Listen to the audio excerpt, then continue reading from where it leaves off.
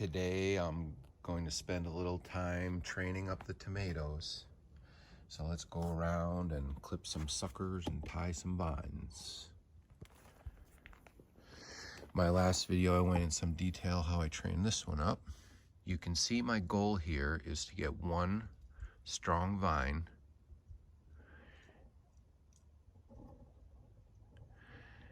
and that vine will continue up the string, and as it matures and the tomatoes on the bottom get picked out, I'll let the string out at the top, and that lets the vine down and allows for more room for the vine to continue growing up top. This first plant has a large sucker coming up pretty close to the bottom. First, I'm gonna get rid of these lower branches down at the base of the plant.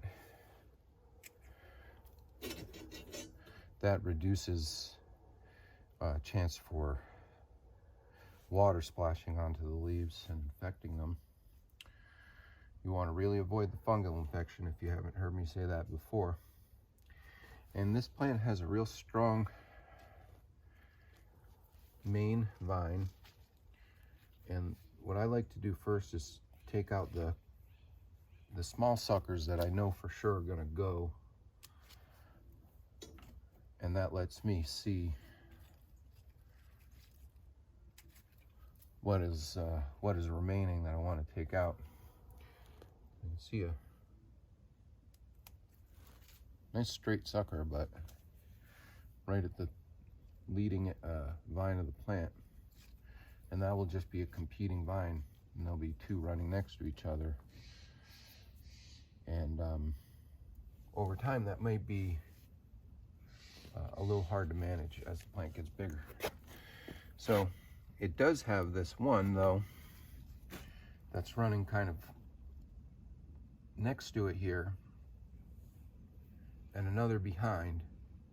So I've got three strong leading vines here. And I think I'm going to let them go for right now and see how the plant takes off. I may be able to manage all of that, and so we'll see. Now this one, if you saw my previous video, I've already taken care of and decided to leave it be a 2 vine plant. I'm going to lighten up a few of these branches just to make it a little easier on the plant. And I'm not what you'd call a big pruner, believe it or not, even though you see me pruning the plants a lot. I tend to let things go a little bit wild.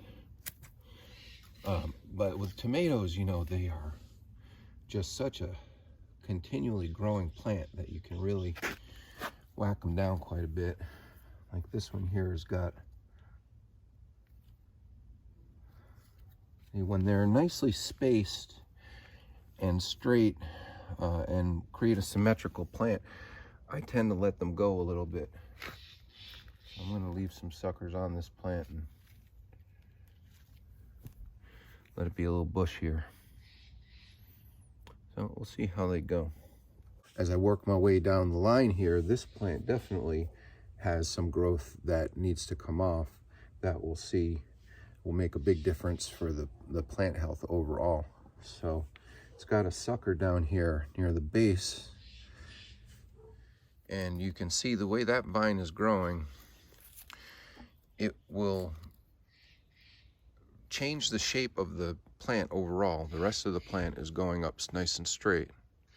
And if I let that vine go, it's going to go off sideways, and then I'm going to have a real imbalance in the plant. It's going to start having growth go in different directions, and it's no longer just going to follow that nice straight string.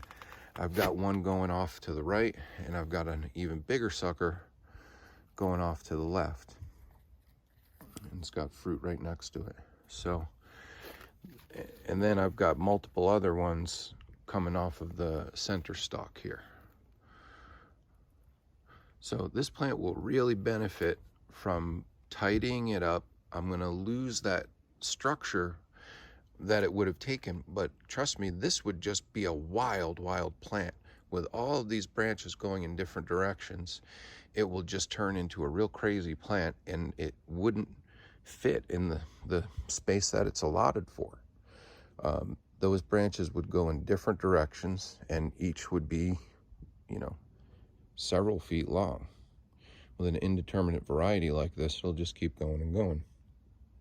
So that one has to be cleaned up for sure. And the one next to it also, you might say, well, let's leave that one a 2-vine plant. But it's so imbalanced that one of those branches is going to break in the long term. Something is going to happen in the life of this plant in the next 6 months that structure is going to start to be a problem. So again, that one is going to get trimmed, and I'm going to go back to just following the main vine up. Oops. So again, I'm going to go back to the main vine, get the main vine back on the string here, which will be easy to do, and take this whole big side sucker off, because that's just going to go in a crazy direction. Actually, for this plant, I could maybe leave it on there, because I could train it separately up the wood there. So maybe that's a good place for this plant to be, actually. And I could let that vine out. I'll have to think about that. But the one next to it, for sure, I'm going to get rid of that sucker right now. Let's do that.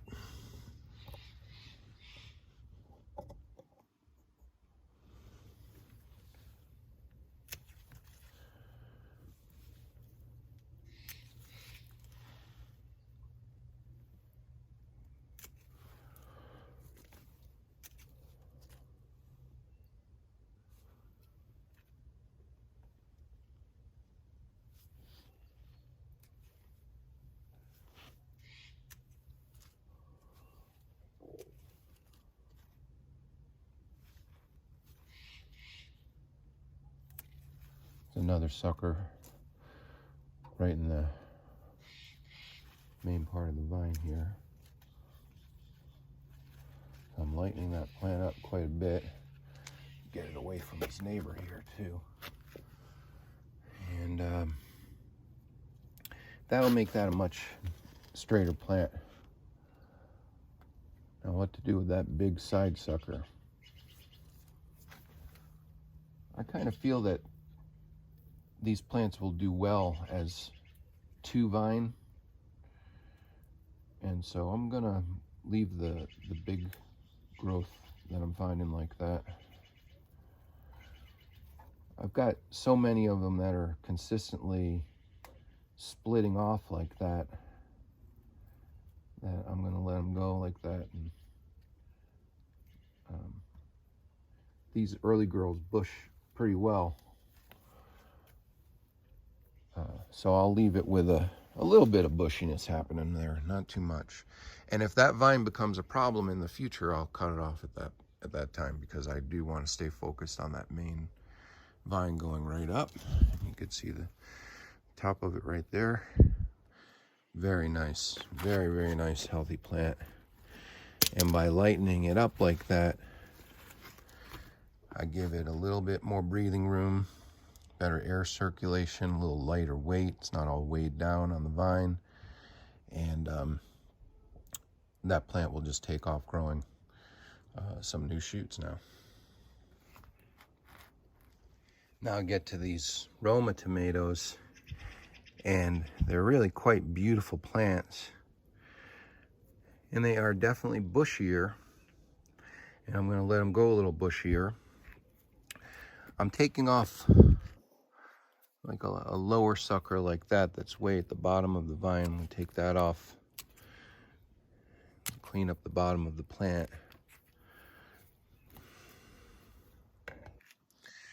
But these sideways branches, I'm going to let them go and be a little bit bushy. This one, because it's only got that branch on one side, might have to go We'll see if the plant's too unbalanced, it'll have to get this branch down here taken off later. We'll see. And then I'm taking off some of the kind of secondary suckers, like a sucker on a sucker, to limit the amount of branching that'll happen. But you know, it's variable. Some people stay real strict and do only 1 vine or 2 vine. I kind of go by the shape of the plant and follow the guidelines that I've mentioned in other videos, which is watch those downward facing branches, because those are the ones that tend to be diseased. Keep an eye on them. You know, I spend some time on my plants every day. You know, like that little growth at the bottom has to go. Don't want a secondary vine just popping up like that. Now you could, if you're not growing, you know, I've got a couple dozen tomato plants going, and I want to keep them in check. I don't want them to grow out of control. See, I can see this one's already got some disease and insects and that downward facing branch. And these plants are young. These plants are, we haven't picked a single tomato yet. So you really want to stay on top of it. And I'm getting some of those secondary suckers and some of the sick leaves and excess leaves, and just lightening that plant up a little bit and making sure that there's not going to be out of control growth.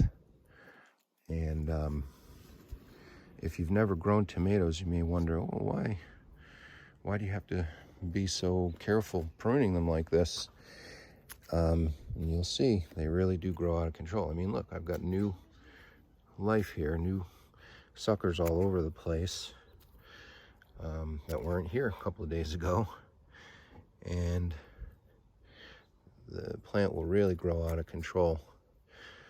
It's a good idea to keep the bottom real clean. And as you see me doing, I clip away all the growth on the bottom, because that will be the biggest thing to prevent disease. There we have it. All right. I'm going to spend a little bit more time and do things like tighten up the strings. Some of them can be a little straighter, like that. And that also makes a big difference to keep your vine straight. Look at that sucker there.